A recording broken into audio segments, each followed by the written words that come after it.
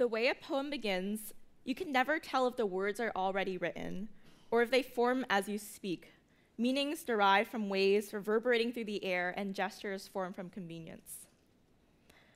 The way a poem is structured, you are supposed to question its form, each word a new opportunity to learn about the craft of your choosing. You form the canvas and the brushes with your hands, your sound, your voice. The way a poem pulses, you pulse with the heartbeat, the rhythm not quite in time, the rhyme not quite right. You form the dips and valleys and the highest peaks of truth, and you realize so too has everyone beside you. To write a poem is to form a bond with the page and the person in front, whose eyes become your own and whose memories become your acrylics and clay. You add to these emotions and wisdom, cherished dreams and fascinations. You read other poems and start to wonder whether poems are written by people at all, these words closer to themselves than to those of conversations. You realize that a poem is a reaction, a lesson, a glance from the perspective of one apart from you. To be a poet is to choose to tell and to present a choice. It is reactionary and raw, and to speak as a poet is to act a truth. The closer to reality you bring your words, the more they become your own. You avoid cliches and one-off bits, finding purpose in the original and the mundane. You seek experiences and people, and you find your craft improves the more you read. You believe in the art, and the poem begins to form. To write a poem is to imagine alternate worlds crafted by words. You write each phrase with the precision of a watchmaker, finding flaws in the pairings and triplets, carving tragedies into blocks and stanzas, making sure to space out your lines so they can stand on their own. When you release, the poem begins to flow until the lines are no longer dividers but transitions from one person to the next, and hands become steps from which you whisper your sorrows and regrets. Hi, my name is Sharon Lynn, and this year I was a 2017 New York City Youth Poet Laureate.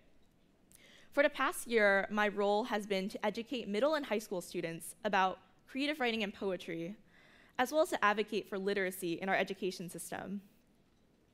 One problem I've consistently encountered among emerging and amateur writers is a lack of confidence in putting out their work. As a young artist myself, I found it incredibly difficult sometimes to have other people critique your work, but it's one of the steps that's absolutely crucial to developing as a creative individual. Poetry is an art form that is always changing and always has been. In the poetry classes I've taken, we've gone from sonnets, from Shakespeare, all the way to postmodern minimalism. And even so, whenever I ask my friends about poetry, most of them just answer, isn't it just Emily Dickinson, Edgar Allan Poe, or some other Victorian age poet with eloquent phrases and flowery languages? Modern poetry occupies a niche that's very rarely traversed in modern literature. Apart from the dedicated poetry community, there are few who actively engage with modern poetry, and yet it contains such a rich compendium of opportunities to engage with perspectives apart from yours, especially those pertaining to issues such as social justice. Perhaps the most interesting thing about poetry is that it's one of very few genres of literature where real meaning and emotional meaning can be gleaned from the work, even for those unfamiliar with the medium itself. This is especially prevalent in performance and spoken word poetry, where there's a direct correlation between the effect of the poem and the audience engagement. My personal journey as a youth poet laureate and a poet probably began in the later years of high school. I'd always written poems from as early as I can remember, but I never considered myself really well-versed in the medium. I didn't even consider myself a writer for a long part of my life, and the mere thought of performing something I had written on stage terrified me. Even so, it was around senior year of high school when I signed up for a spoken word competition for the first time. I did it on a whim, and I didn't really know much about the world of spoken word poetry. But I started watching videos of other performers whose names I'd gleaned from different chapbooks I'd read or ads I'd picked up on New York City subways. I found that their level of stage presence and literary protege was something that I didn't think I could ever achieve, but I was too naive at the time to really care. What was a more immediate issue for me was the fact that it wasn't enough to want to be a poet. In my mind, poetry and writing were tasks, were things that only people with privilege and gifts could do.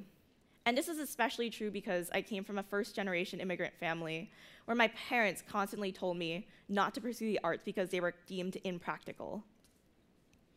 Nevertheless, the date of the performance eventually came, and I found myself on stage, reminding myself to focus on delivering the poem I'd written.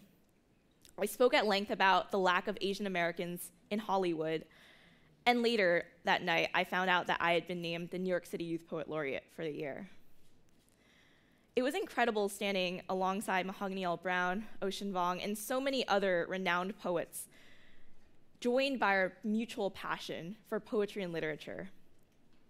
It's perhaps for this reason why at poetry competitions, poets are always told to gain an intimate relationship with their audience.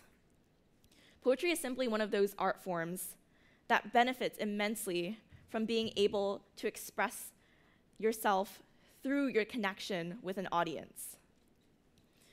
It's for this reason as well that so many different themes such as trauma, abandonment, and life-altering decisions are often most poignant in poems.